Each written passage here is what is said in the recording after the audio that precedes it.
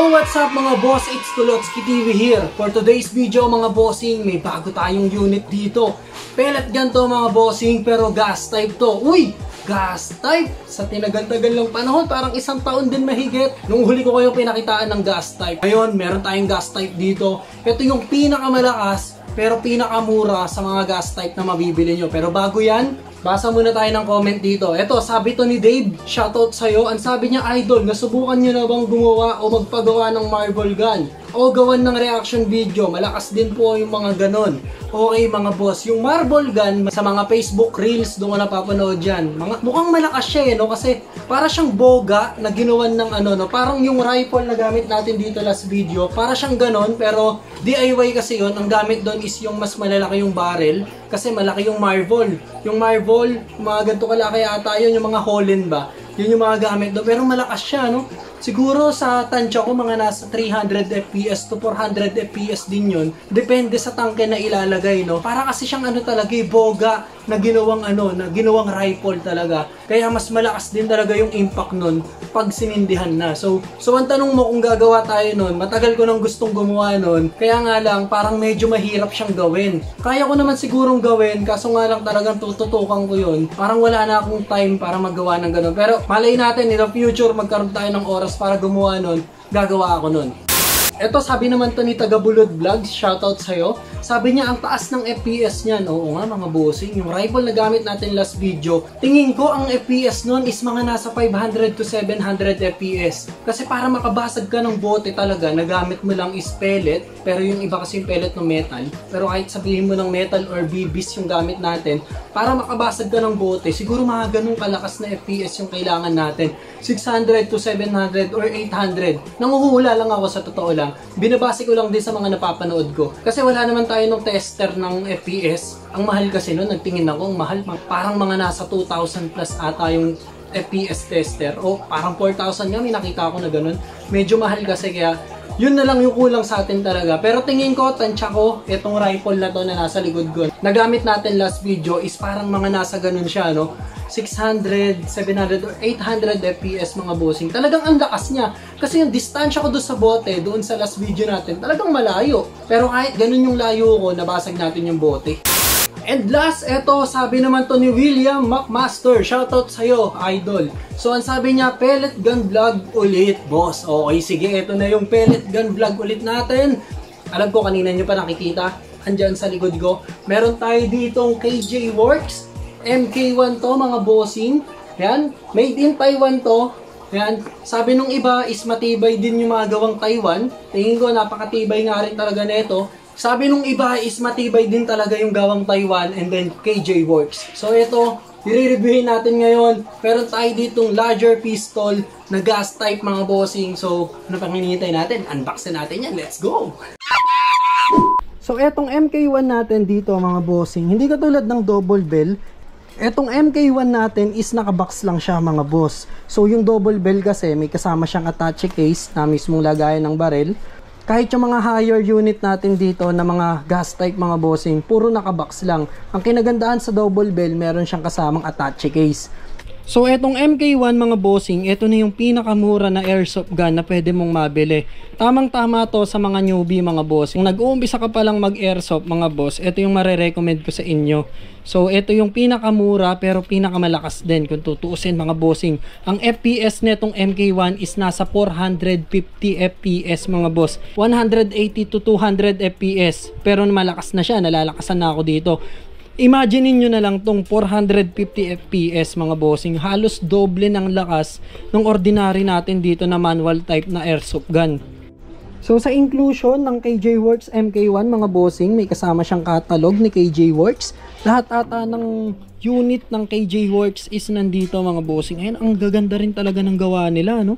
So etong MK1 nga pala mga bossing, hindi siya gas blowback mga boss. Isa pa sa mga kasama nito is ito yung user manual ng MK1. So makikita nyo dito kung paano ginagamit, kung paano assemblein yung mga parts niya. Napakaraming parte mga bossing. So kung bubuting-tingin nyo at bubuksan nyo at ikakalas nyo, kung ako sa inyo, wag na. Kasi tignan nyo naman yung parts niya, no? Napakadami. At may kasama siyang bala mga boss. Ang bala na ito mga bossing bibis lang ha. Yung mga gas type mga bossing, kahit yung manual type natin mga boss, hindi siya pwedeng gamitan ng metal na bala mga boss. Meron kasi mga nagko-comment sa akin or nagtatanong sa akin kung pwede raw balahan ng metal na bullet. So hindi pwedeng balahan ng metal na bullet yung mga airsoft gun natin kasi baka masira agad yung mechanism niya sa loob. And last, yung pinaka-unit natin mga boss, larger pistol to mga bossing. Ano to parang mga vintage pistol. Ito yung mga ginagamit nung araw, no. Kadalasan ng mga gumagamit nito sila Hitler talaga. No, parang yung mga napapanood ko na movies na luma ng mga gera-gera. Ito yung secondary nila, no, weapon nila ang tawag dito. Naglalaro ako na CODM Ito yung mga mga secondary na gamit na pistol pag naubusan na ng bala yung rifle mo or yung mga machine gun na gamit mo. So eto, napakaganda nito, vintage siya tignan. So etong sa MK1 mga bossing, plastic siya, no? Pero hindi naman siya full plastic. May part dito na metal katulad nitong etong magazine niya mga boss is metal yan. Syempre dapat eto metal to. And then yung parts niya sa loob, yung mga mechanism niya sa loob is metal din naman mga bossing. Pero hindi ako sure. 50-50 tayo dyan. Sa mga nakakaalam kung metal nga ba yung nasa loob nito, comment nyo dyan sa baba. Kasi ayoko nang buksan, baka hindi ko maibalik sa dati. So, pagdating dito mga boss, etong part na to plastic yan. Etong part na to plastic yan. Hindi ko lang sure kung may part dito na metal pa kasi mabigat pa naman siya. Kahit wala na tong yung magazine niya. Yung magazine niya solid metal mga bossing, mabigat talaga. Pero etong part kasi dito, hindi ko na alam kung may part pa ba na metal. Pero mabigat siya mga bossing. Pero ito kung tatouch ko to, parang hindi ko masabi pero parang may metal pa sa loob. Kuya Kulotski, meron ba siyang gas blowback? So etong sa MK1 wala siyang gas blowback mga bossing. Pagkakarga natin ng gas niyan dito sa magazine, na siya parang plug and play. Hindi nyo na kailangan tong ikasa dahil automatic na siya. Pag clinic natin yung trigger niya, ayan, ito naka-safety yan kaya hindi natin nakiklik yan. Pag clinic nyo tong trigger niya mga bossing, automatic puputok na siya, no? Yung gas blowback kasi, sa mga hindi nakakalam, kunwari, imagine nyo na lang to, gas type to. Yung gas blowback kasi, pag clinic nyo na yung trigger niya, papalo pa yung pinaka-slide niya, pag ganyan, di ba? Gumaganon yun Yung sa mga gas blowback, gumaganyan yan, yung mga gas blowback, pag pinaputok nyo, gaganon pa siya. So, may impact pa siya. Etong mga MK1, wala siyang ganon mga bossing. So, yung trigger niya matigas. No, ikiklik natin yan. So, matigas yung trigger niya. So, safety pa rin tayo dito kasi yung iba kasi, yung mga gas blowback natin na double bell mga boss, medyo malambot yung dito nila. Makakanti nyo lang ng konti yan, puputok na siya talaga. Ganun nyo lang ng konti, puputok na siya. Itong MK1 mga bossing, matigas yung trigger niya. So, kung ma-aksidente nyong maganon, hindi nyo agad dyan mapipindot basta-basta kasi matigas siya Kailangan may puwersa siya ng paganyan, no? Di ba? Naririnig nyo? So, automatic na siya. Hindi ko kinakasayan. So, pag clinic nyo yan, automatic puputok pag may gas na yan. So, yun yung maganda rito sa mga MK1. Kahit sabihin na natin na simple siya, oo, hindi niya na kailangang ikasa, walang blowback, pero yung lakas nito mga bossing, sulit na sulit ka dito. Ang lakas nito, 450 FPS, depende pa sa gamit mo na gas. Pag ganito yung gas, sabi, parang mga nasa 430 FPS lang. Pero yung isa pa na Pop Dino na isang version nito, yung color light gray, yan, nagpo 450 FPS tong Ladger na to mga boss. Kaya talagang napakasulit na ito. So ito na yung masasabi ko sa inyo na sulit na, mura na at malakas pa. Ang halaga na ito mga bossing, original price nito is nasa 4,500 pesos. Pero kaya ko pa itong ibaba, syempre. Kulotski TV to, kaya kong ibaba ito ng 4,300, sige. Pero ito kasi mga boss, di nyo makikita to sa Lazada natin. So mabibili nyo to via PM sa akin, kahit sa page ko na Kulotski TV, dito nyo mabibili yan. Yung mga gas type kasi natin, iniingatan ko lang pag sa mga Lazada na. At isa pa mga boss, meron na tayong C2A mga bossing, check nyo lang dito sa Lazada natin. Meron na tayong C2A, nawala naman tayo ng K117D pero babalik din yan. Pero yung mga full metal natin dito na manual type meron na. So ang haba ng mga pinagsasabi ko, subukan na natin to agad. Kaya tara na, labas na tayo o kahit dito na lang tayo sa loob. Let's go! So ito yung target natin, masubukan natin yung lakas niya talaga kasi dinoble ko na to. Tignan natin kung kaya niyang tumagos dito. Makapal to mga boss ha. Itong part na to na nasa ilalim, manipis pa na part yan. So yung makapal dyan is itong gilid. So dinoble ko pa, tignan natin kung kaya tumagos dito. So doon na lang natin ilagay, di na ako lalabas. Yan. So subukan na natin, excited na ako mga boss. 400 FPS, 450 FPS ba naman to? So masusubukan na natin kung tunay. So pagkalagay ng magazine yan, automatic puputok na to. Hindi na kailangang ikasa tulad nga na sabi ko sa inyo kanina. Ito yung sight natin, yan yung sight natin.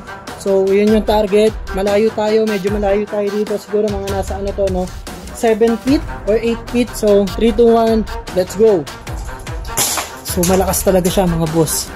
Wow, tignan nyo yung tama mga boss. Dinoble ko yan mga bossing ha. Pero yung tama niya, ayan o.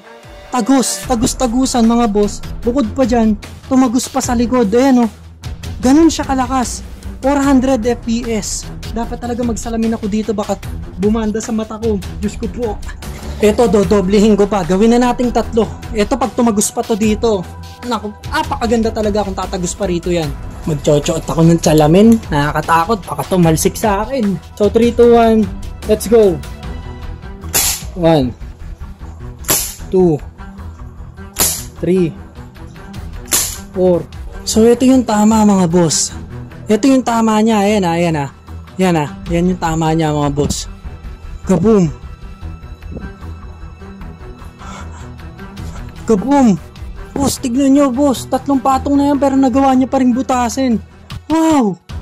And last, yun yung target natin sa... And last, yung target natin na CD. Tignan natin kung kayang basagin yan.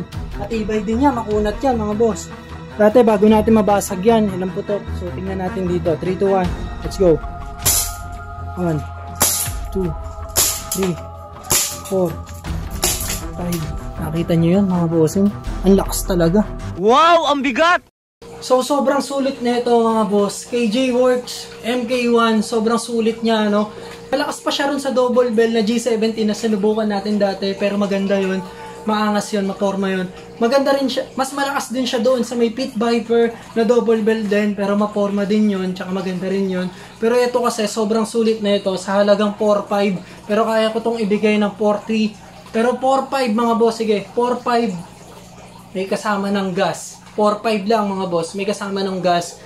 Apakalakas, 450 FPS. Saan ka pa? KJ Works MK1, let's go. Sa susunod kung may MK2, re-reviewin din natin yan. Bibili tayo nun.